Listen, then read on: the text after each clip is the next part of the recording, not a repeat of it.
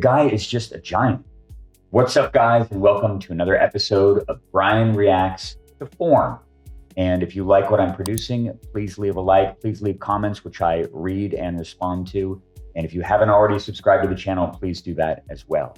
Today, I'm going to be covering an anomalous player, a player who came into the sport right around 2020 after a really long and successful career as a high-level athlete coming from Ultimate Frisbee, which has actually produced a lot of very, very good athletes in the sport of disc golf.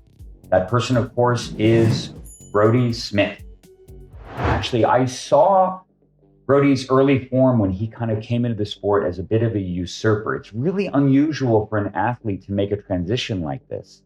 Most of the people who have been competitive in disc golf at a high level have grown up playing disc golf and have come into the sport kind of organically in their teens. And Brodie is an anomaly in this way. Brodie came into the sport of disc golf. I believe he's 36 years old, which means that he started to be a pro disc golfer in his early 30s, which is kind of unheard of and very difficult. And at the beginning, Brodie's form was objectively not good. He's somewhere between 6'4" and 6'6". Nobody can really agree about that. And apparently he's had some leg surgery, which might have affected his height a little bit. Either way, the guy is a monstrous athlete, incredibly athletic, great explosive power and coordination and balances, essentially a professional Ultimate Frisbee player. So he has all of the physical qualities to throw a golf disc well, and yet when he first started, it seemed like he struggled to throw the disc even 400 feet or farther. He was just doing things in his force production, very, very typical things that big, strong adults do in this sport when they transition from being, I don't know, a tennis player or a basketball player, or even an Ultimate Frisbee player into disc golf. I actually had the same sort of growth arc myself. I played Ultimate a ton in high school and even in college, and I had no idea what I was doing in disc golf when I started to throw. But Brodie got course corrected right away. Brodie began to understand the proper biomechanics. And the following year, he wasn't throwing low 60s anymore. He wasn't struggling to hit 400 feet. The guy was crushing. I saw him throw at the challenge at Goat Hill, and he was hitting 75, 76 miles an hour with consistency. So when I look at his form, I want you to think about that. How on earth is this guy with these biomechanics throwing the disc 75, 76 miles an hour? It's because in this sport, you have to play to your strength. So I'm going to go through his form bit in slow motion, frame by frame, courtesy of Anthem Films Disc Golf. And again, thanks to them for this amazing footage. So without further ado, Brodie Smith's form. Let's get to it. So you can just tell right away from his stature here, he's almost to the top of the frame. And if you remember, Nicholas Antila was like crouched down here. Brodie's like 2 feet above that. And so he doesn't need to crouch over. He doesn't need to do anything in his biomechanics really, other than just make sure that he's balanced. And you can see he's balanced here. He's confident, striding forward. You can almost feel the lumbering energy or crunch as that foot comes down, the right step. The question is, what does his X step look like? One of the things that Brodie didn't do well when he first started to throw in this sport was he was kind of trying to throw the way you throw an ultimate disc. You can't really throw an Ultimate Frisbee disc very hard. The discs are not tolerant of off-axis torque. They're not tolerant of high speed either. And so a lot of throwing an ultimate disc hard and throwing it 70, 80, 90 yards is you have to throw the disc extremely hyzer, and you have to get a lot of wrist involved in the throw. And you don't really need to use any power from the ground. You don't really need to use your legs to drive the throw at all. You can just get all of that finesse and touch with the upper body. And so Brodie's mechanics were hyper-tuned to that. It was very foreign for him to utilize the ground to generate a ton of power. He didn't need to. But you can see in his form here, right here, he's just over that left foot very quickly. This is one of the things that I imagine as an ultimate player, just like with me, he was overstriding with his back foot, thinking he needed to wind up his upper body more than he does. So you draw a line straight down through his spine, through his left foot. His back foot is back a little bit. That's totally fine and acceptable, but he's perfectly stacked and balanced over that left foot. He's basically just using that as an anchor point, which he gets to instantaneously. And if you're struggling with the pesky back foot, this is a very easy fit. Just focus on, if you want to do footwork, just get to that foot quickly, as quickly as possible. Don't delay the stride. Don't let it get behind you. Just make it a little tiny stutter step. Practice that without a disc. Do it slowly as a walking step. Feel what it's like to just move quickly to the left foot and then make all the footwork happen afterward. That was Brodie's focus. And you can see it keeps him perfectly balanced through his footwork, which is the key to maintaining balance and posture down into the plant. So let's watch that happen.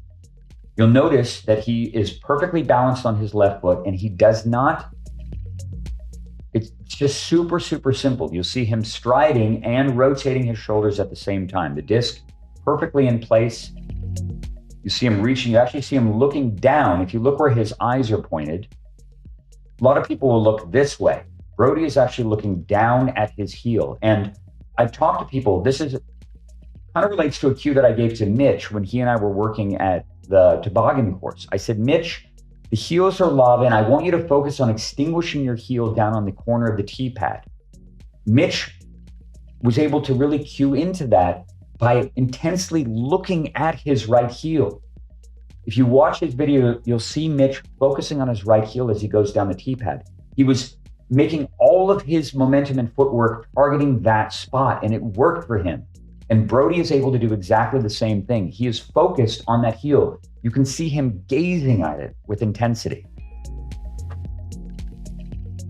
And of course, boom, right as the heel smashes down, you can feel the energy. Brodie is a huge guy. I imagine at 6'4", 6'6", he probably weighs high 200s.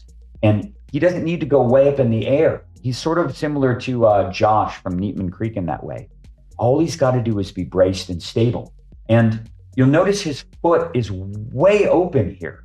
A lot of people would have their foot in this direction or even closed off this way relative to the back foot. Normally these 2 feet are in alignment. Anyone you would consider typical form would have their foot closed off much more, and that allows the hip to be closed so that it can swivel open.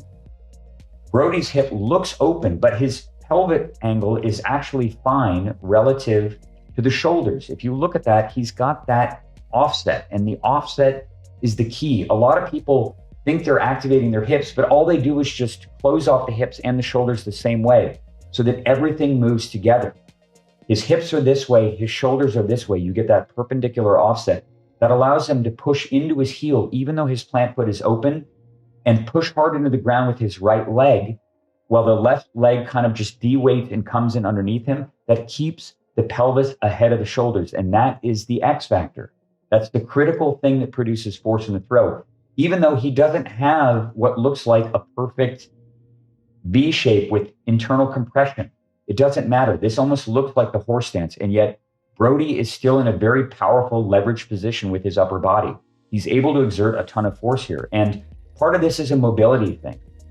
If you struggle to get into these really interesting contorted body positions that you see the pros do, there are compromises that will still work effectively. You just need to focus on being braced and stable and creating an offset between the pelvis and the shoulders. You don't have to rotate your pelvis back. Brodie is absolute proof of that. And his open foot here looks precarious, but it's kind of analogous to a lot of other sports. There's lots of other sports where people don't close off their foot a bunch, like golf, for example. You can get away with bracing in golf. Also, forehand. Think about how when you're throwing a forehand hard, your foot doesn't close off. You have an open foot, and yet you're still able to use that as a fulcrum.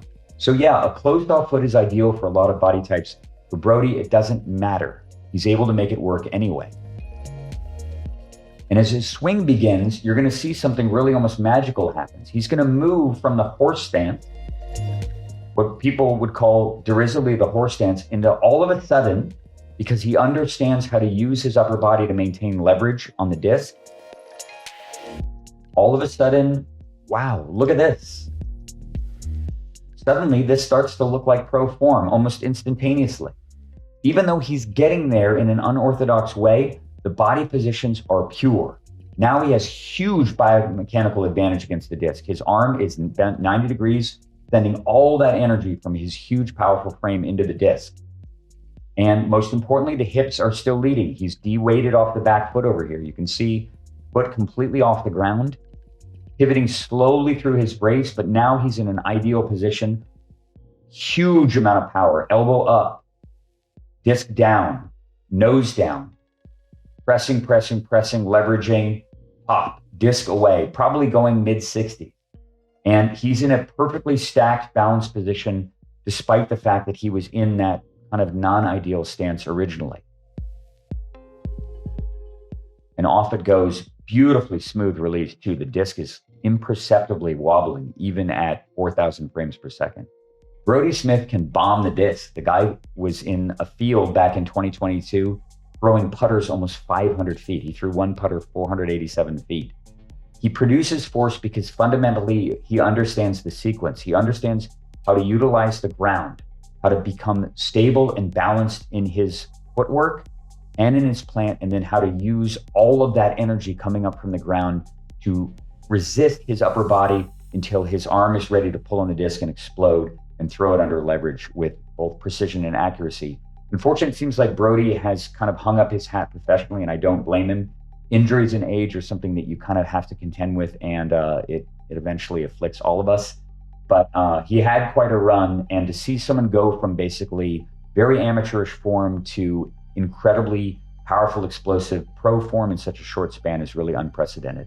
I hope you enjoyed my review of Brodie Smith's form in all of its kind of unorthodox glory. Fundamentally, it's about getting into the strong and powerful positions, and he does that impeccably. If you like the video, please leave me a like or a comment. Subscribe to the channel if you haven't already done that, and I will see you for the next one. Thanks for tuning in.